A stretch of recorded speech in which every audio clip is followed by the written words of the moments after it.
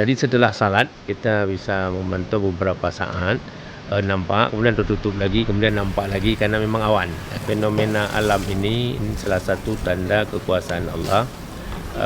Ini adalah semacam peringatan untuk kita untuk selalu ingat akan persiapan-persiapan kita dalam hidup ini.